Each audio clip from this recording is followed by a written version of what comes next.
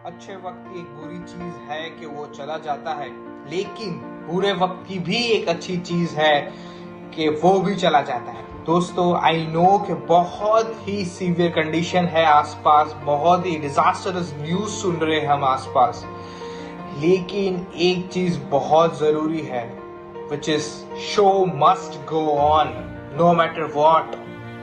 हमें आगे बढ़ना ही है और हमें ये विश्वास रखना है कि आने वाला टाइम बहुत ही खूबसूरत होगा। आप जो भी काम कर रहे हो उसके करते रहिए, कंटिन्यू करिए and keep believing in good. नमस्कार, मैं आपका दोस्त करण एक बार फिर से सबका स्वागत करता हूं हमारे चैनल क्रिएटिव स्टूडियो पे। दोस्तों, हमारा काम है आप तक यूनिक सी न्यूज़ पहुंचाना और उसका एनालिसिस करना, और हम बहुत पेशेंटली, बहुत डिलीजेंटली इस पे काम कर रहे हैं और आपके सामने ये न्यूज़ ला रहे हैं। सो फ्रेंड्स, आज के एपिसोड नंबर 14 पे हम बात करने वाले हैं एक अलग देश और उसके तानाशाह यानी डिक्टेटर के बारे में। दोस्तों, हम बात करने वाले हैं किम जोंग उन के बारे में और पूरा नॉर्थ कोरिया के बारे में। ये हमारे और पूरे वर्ल्ड के सारे कंट्रीज के लिए इतना इम्पोर्टेंट क्यों है, उसका एनालिसिस हम आज के एपिसोड में आपके सामने रखेंगे। तो चलिए पहले बात करते हैं नॉर्थ कोरिया के बारे में। नॉर्थ कोरिया एक बहुत ही छोटा सा देश है। समझ लीजिए वो 1/4 ऑफ बिहार होगा या तो 3 टाइम्स ऑफ केरला होगा मैक्स टू मैक्स। पॉपुलेशन है 2.6 करोड़ और वो पूरा का पूरा डायनेस्टी से चलता है, यानी वहाँ पे फैमिली का किंगडम है। वहाँ पे एक राजा है और वहाँ वो ही रूल करता है पूरी कंट्री को। तो राजा का नाम है किम जोंग उन। वो ही पूरा तानाशाह है, डिक्टेटर है। इतना छोटा देश है, कुछ इतना बड़ा नहीं है, इतनी कम पॉपुलेशन है, तो फिर लोगों का पूरा इंटरेस्ट इस पे क्यों है? हमें क्यों बॉदर करना चाहिए अगर किम जोंग उन रहे ना रहे? तो चलिए अब बात करते हैं उनके तानाशाह किम जोंग उन के बारे में। किम जोंग उन 3rd शासक है नॉर्थ कोरिया के। नॉर्थ कोरिया को ही इंडिया के जैसे जापानीज से दूसरे विश्व युद्ध के बाद इंडिपेंडेंस मिला था और तब से ये 3rd शासक है नॉर्थ कोरिया के। किम जोंग उन ब्रूटल शासकों में से है जो आप सिर्फ और सिर्फ मूवी में देखते हैं। एक एग्जाम्पल देना चाहूंगा। एक बुक है जिसका नाम है inside the north Korean theocracy. उसमें लिखा गया है कि जब किम जोंग उन शासक पे आए तब लगा था लोगों के कि उनके अंकल जो है वो शासक बनेंगे, ना कि किम जोंग उन। उसके बाद किम जोंग उन उनका बदला लेता है। 2 साल के अंदर ही उनको ट्रायल चला के उनको अरेस्ट करवाता है और उनको मौत की सजा सुनाता है। और ये मौत की सजा कोई आम सजा नहीं थी। वहां पे हजारों लोगों के सामने उनको फायर स्क्वाड के सामने खड़ा किया जाता है और वो फायर स्क्वाड के सामने कोई AK-47 नहीं थी, लेकिन एंटी एयरक्राफ्ट गन्स मिसाइल थी। उनसे उनका पहले तो फायर किया गया और जो भी उनके टुकड़े बचे उनको फ्लेम से जलाया गया। तो इट वाज सो ब्रूटल। ये बुक का हिस्सा है, आप चाहते हो तो वो पढ़ भी सकते हो। ये है पूरे किम जोंग उन के बारे में बात। उनकी अब रीसेंट कहानी क्या है? फ्रेंड्स, 11th ऑफ अप्रैल को किम जोंग उन को लास्ट में देखा गया था। उनके बाद किम जोंग उन को कहीं पे भी देखा नहीं गया है। सो पूरी दुनिया की निगाह है कि कहाँ है Kim Jong Un, specifically after 15th अप्रैल, क्योंकि 15th अप्रैल को पूरे नॉर्थ कोरिया का नेशनल डे होता है, जहां पे किम जोंग उन के दादाजी का बर्थडे है। उनको बहुत ही बड़े वे में, यानी उनका जैसे यहाँ पे 15 अगस्त और 26 जनवरी है जैसे मनाई जाती है, वहां पे उनको ऐसे ही सेलिब्रेट किया जाता है। लेकिन उस 15 अप्रैल पे किम जोंग उन वहां पे नहीं थे, तो उसकी वजह से बहुत सारे इंटरनेशनल मीडिया की नजरें वहां पड़ी कि एक्चुअली किम जोंग उन को हुआ क्या है। पहले भी किम जोंग उन के फादर, किम उनके दादाजी ऐसा खेल खेल चुके हैं कि वो सडनली गायब हो जाते हैं और फिर सामने आ जाते हैं।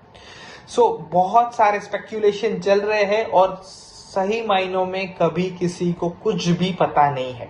डोनाल्ड ट्रंप बोलते हैं कि मुझे कुछ पता है लेकिन मैं बोल नहीं सकता। उन्होंने ये ट्वीट भी किया था। लेकिन the what is the real matter we still need to know. But उस सब से हमें क्या फर्क पड़ता है वो जानना बहुत जरूरी है। FATF ने पहले ही नॉर्थ कोरिया को ब्लैक लिस्ट में रखा है। FATF financial action task force जो G7 कंट्री के द्वारा संगठित की गई थी, उनका हेडक्वार्टर पेरिस में है। उनका मेन मकसद है कि मनी लॉन्ड्रिंग और उसके साथ फाइनेंस की टेरर फाइनेंसिंग, जो आतंकवादियों को पैसा दिया जाता है, उनको रोकने के लिए ये संगठित किया गया था। तो उन्होंने ही जाहिर किया था कि नॉर्थ कोरिया ये इलीगल एक्टिविटीज करती है, तो उनको उन्होंने ब्लैक लिस्ट में किया था। तो उनको कोई भी फाइनेंशियल सैंक्शन भी है बहुत सारी कंट्रियों के, तो आप ट्रेड भी नहीं कर सकते। तो देख सकते हो कि नॉर्थ कोरिया की हालत कितनी खराब है इकोनॉमी वाइज। नॉर्थ कोरिया के पास सिर्फ एक बहुत महत्वपूर्ण पावर है कि उनकी पास मिसाइल टेक्नोलॉजी दुनिया की बेस्ट है, और वही उनका पैसे कमाने का पूरा जरिया है। मिसाइल टेक्नोलॉजी वो इलीगल एक्सपोर्ट करते हैं डिफरेंट कंट्रीज में। जैसे चाइना रशिया की जो मिसाइल टेक्नोलॉजी उसको री इंजीनियर करके नया बनाती है, वैसे ही नॉर्थ कोरिया के पास चाइनीज मिसाइल को री इंजीनियर करके बहुत अच्छा और beautiful one of the best missiles बनाती है। उनका दावा है कि उनकी मिसाइल यहाँ से अमेरिका के कुछ पार्ट तक भी, नॉर्थ कोरिया से अमेरिका तक भी पहुंच सकती है। तो वो बहुत थ्रेटनिंग है।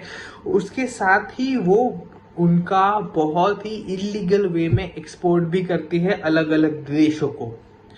माना जाता है कि जब अब्दुल कादिर पाकिस्तान के जब न्यूक्लियर वॉर हेड डिजाइन कर रहे थे, उसके लिए जो कैरी करने के लिए मिसाइल चाहिए वो उन्होंने नॉर्थ कोरिया से मंगवाई थी, और नॉर्थ कोरिया ने वहां पे उनको हेल्प की थी। ये सिर्फ और सिर्फ बार्टर की कहानी नहीं, उनके साथ भी न्यूक्लियर रिलेटेड कितनी भी वेपन बनाने के लिए जितनी भी ब्लूप्रिंट्स होती है वो भी शेयर की गई थी, पर उसका कोई ठोस सबूत आज तक किसी के पास नहीं है। ये सिर्फ कहानियां हैं, और which can be true also.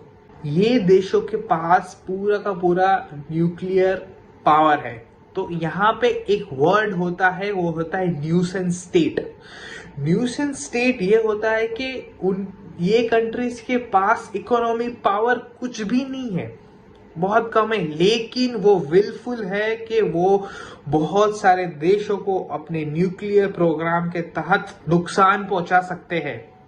अगर इंडिया के पास है, यूएस के पास है, तो इट्स फाइन, क्योंकि वो डेवलपिंग स्टेज में है, डेवलप्ड स्टेज है, वो बेटर फॉर गुड काम करते हैं। लेकिन ये इकोनॉमी ऐसी है जो वर्ल्ड को डेंट करने की, थ्रेटन करने की ऑलवेज फिराक में रहती है।